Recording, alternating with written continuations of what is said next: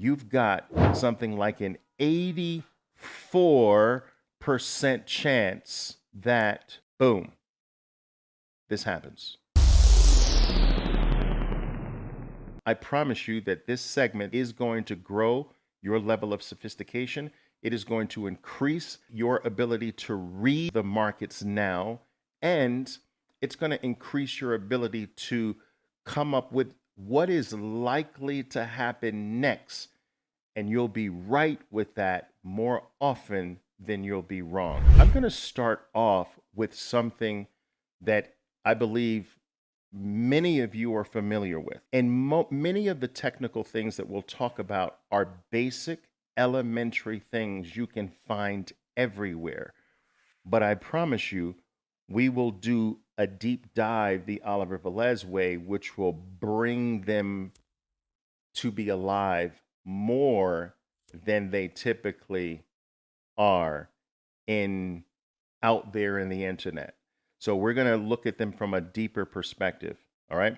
So what we're going to be covering today is what I call the bull and bear flags. Now, I decided to start off with bull and bear flags because I think that they are so important in today's market environment that you should know how to identify them. And if you know how to identify something, you should also know how to profit from what you're identifying. So we're going to talk about bull and bear flags and all of their variations. All right, so let's get going. Let's talk about the bull side of things, the buy side. All right, the bull game. Before we start trying to identify what a bull flag is, there has to be a power move, a bull move. All right. And what you see here is just basically a graphical indication of what a bull move is. It's just a strong, powerful surge to the upside. Now, in reality, guys, I'm going to draw here a little bit. In reality, this strong surge to the upside can be in the form of one solid bar move, just like you see here, or in reality, you could get a multiple bar run to the upside that represents the same thing. Both of these scenarios are bull moves. Both of them are powerful surges. Both of them count as practically the same thing. It's easier to identify the one bar solid, strong surge to the upside. It's a little more complex to identify the multiple bar surge, but I'll give you a key. There's little to no interruption in the multiple bar run to the upside. All right, there's little to no interruption. So if you get an interruption, it's brief. All right, so there's little to no interruption to the upside if you're getting the multiple bar version of the strong move to the upside. And right, the bars that make up the move are fairly solid.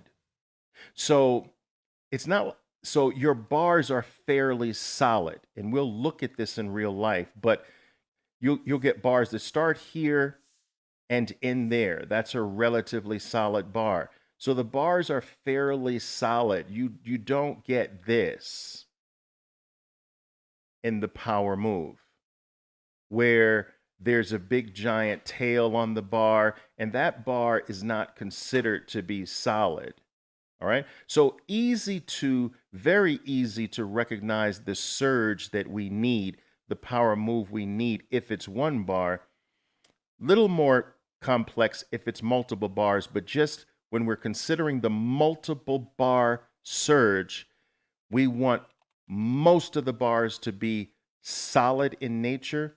They can have little wicks on each side of them, but we want the vast majority of the bars that make up the multiple bar version to be relatively solid. And if there are interrupts or pauses, those interrupts or pauses are very short-lived.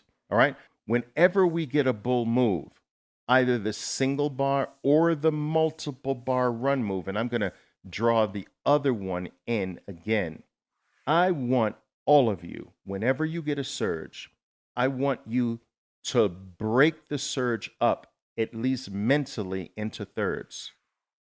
We're going to always think in thirds, or we're going to generally think in thirds. Power surge to the upside, that power surge is divided into thirds. There's a top third, there's a middle third, there's a bottom third. Even if you get the multiple bar run that represents the surge, you're going to think in thirds. Top third, middle third, bottom third. All right, always think in thirds. All right. Now, why is this important? Because what we need in order to have a flag, we need, when the stock is ready to rest, when the stock is ready to pause, if that pause happens to occur in the top third of the surge's range, of the power moves range, if the resting period, if the pausing period, if the sideways motion, if the back and fill, the consolidation period stays trapped in the upper third of that move, you've got something like an 84% chance that, boom, this happens. Now, to give you a general idea of how powerful 84% is, guys, I used to have an algorithm. I had 14 of these algorithms that I designed back in 2002, 2003. These algorithms had a 37% accuracy rate, which means that this algorithm, which traded the markets automatically without any human intervention, all right, it had a 37% accuracy rate, which means that it lost more frequently than it won. But when it won big. All right? And when it lost small. With this 37% accuracy rate, it made millions. 37%. This is something with an 84% probability. This takes that 37% and blows it out of the water. And so I want you to understand that 84% is extraordinarily powerful. This is the type of thing that you can get very wealthy based on if you can identify these things properly. So we're looking for a power surge, and every surge must and will reach a point where it needs to rest. It needs to catch its breath. It needs to pause. How the stock pauses, how your financial item pauses after a power surge is 100% the key. Does it pause in a sloppy way that breaks through the top third? Does it pause drifting down? Does it pause drifting sideways? Does it kind of pause by drifting marginally upward? These things matter. So what we're talking about now is the sideways drift, the pause that stays trapped in the upper third of the power move. Now remember, this power move, traders, can be multiple bars as well. And so if we were to draw that in, it could look something like this. Boom, boom, boom. And then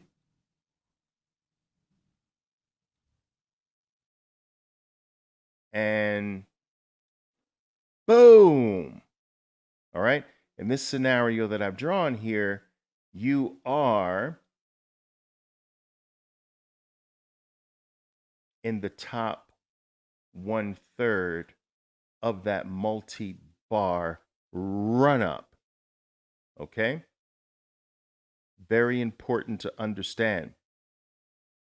Okay. Now, where do you strike with this? Well, my traders are taught to strike on what we call the clearing event.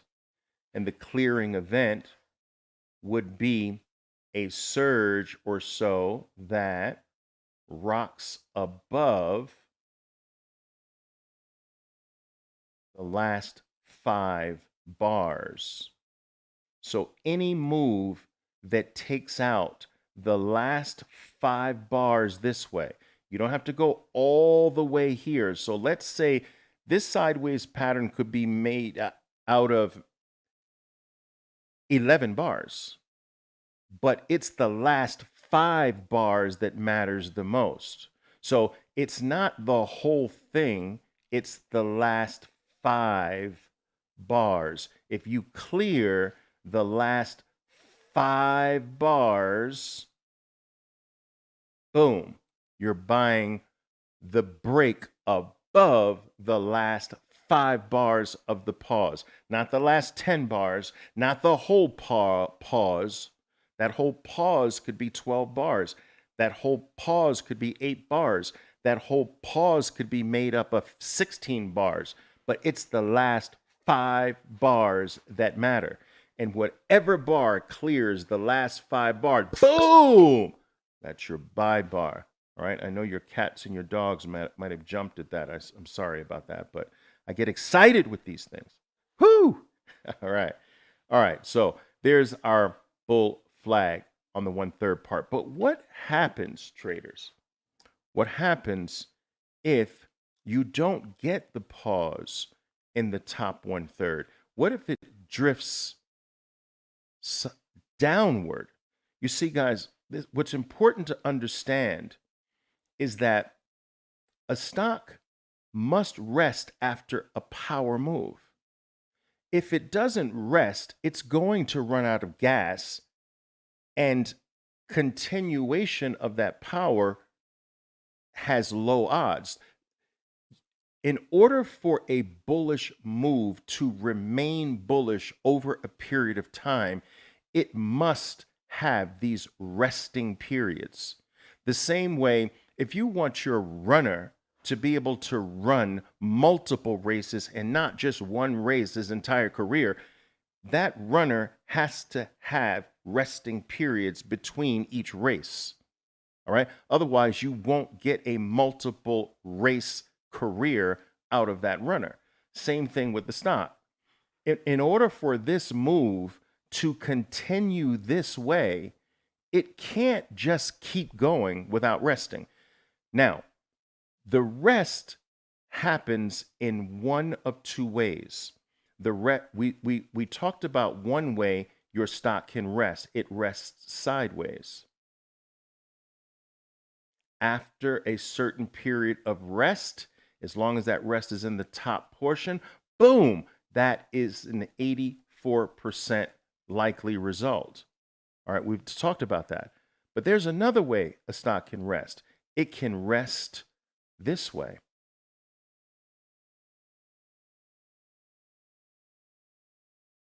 You see that? So I want you to think about this for a moment. Here's your bull run. Your rest is going to come this way or that way. Now, both accomplish the same thing. They allow the bulls to rest, take a pit stop, catch their breath, and move on. Boom. Boom. Now, if you look at the black resting periods, aren't they really the same thing, just at a different angle? So if I were to show you, right, let's take a look at this, guys, for a second here. What can I get? I show you this pen, right? Let's say I show you this pen right here. I show you this pen. It's horizontal. But it's the same pen if I turn it vertically, right?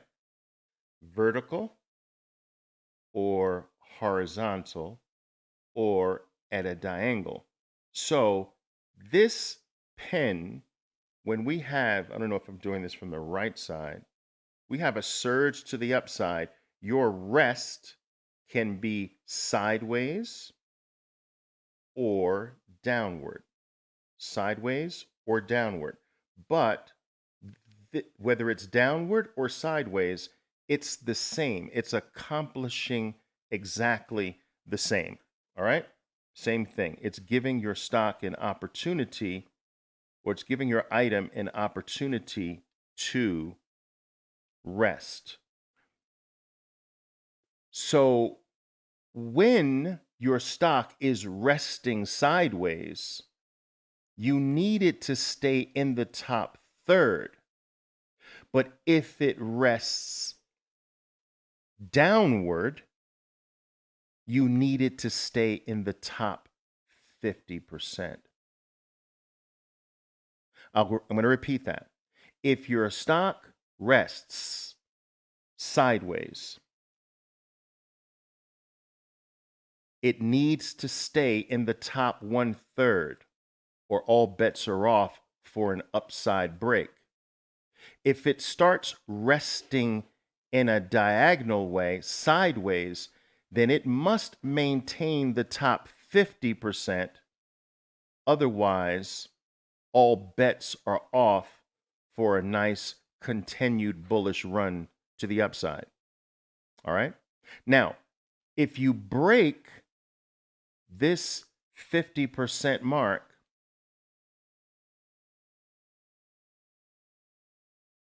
now any move up is likely to fail. All right. If you don't break the halfway mark, the move up is likely to go to new highs. You got that? This is extraordinarily powerful. There are so many market players that do not know how to judge whether a surge back to the upside is likely to fail and be for naught versus when you should bet on that surge to the upside. You want to bet with this one to the upside. Boom. But you don't want to bet with this one that is broken through the 50% mark, because that one's likely to get slammed and fail. All right? And so the thing that I think is most important to understand here is that after a power surge, the stock can rest one of two ways, but the percentages of what they give back are very different.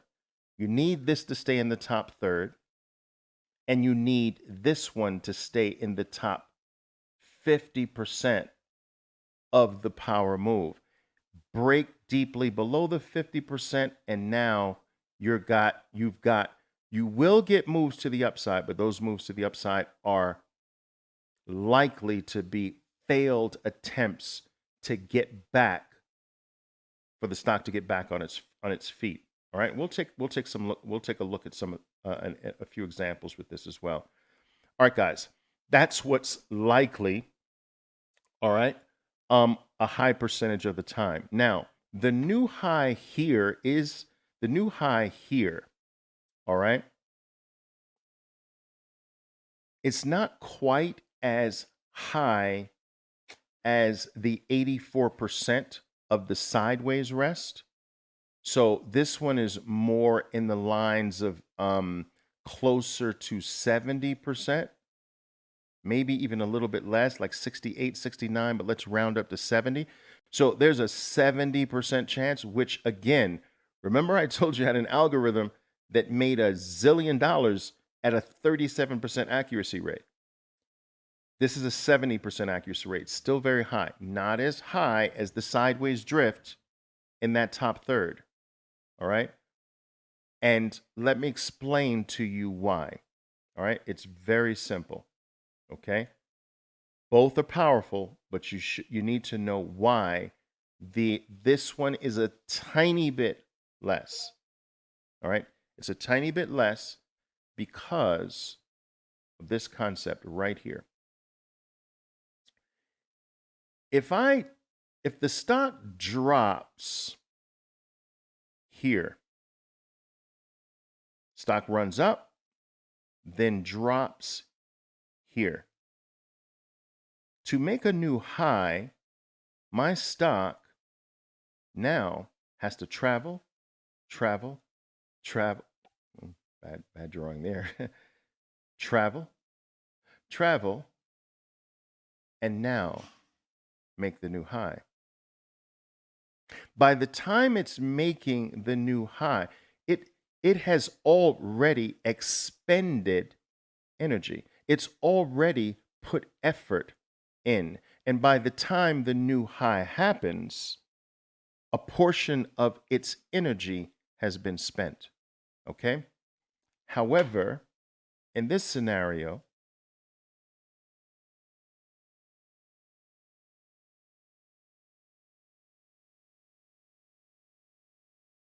when you are making, boom, this new high, it's just beginning. You see the difference? So this new high is fresher than this new high because the run started from here versus in this case, the run is starting from here and is still fresh at the breakout point. Not so much energy has been expended to get to the breakout point. And so this follow through rate is higher than this follow through rate because of that reason. Both are great, both are powerful. Now, the way we play these two things are very different. The way my traders play these things are very different. In this scenario, in the sideways scenario, you are buying the new high break. All right. So check this out. You are buying the new high break in this scenario. Boom. Remember, 5 bars. That's your magic number. If you're clearing 5 bars, boom, you're jumping into the bar that's wiping out the last 5 bars. All right. But in this scenario, when you're drifting downward, you're not buying here. Oh no. You're buying there. You're buying the green bar that clears 1 or 2 bars before it. 5 bars here,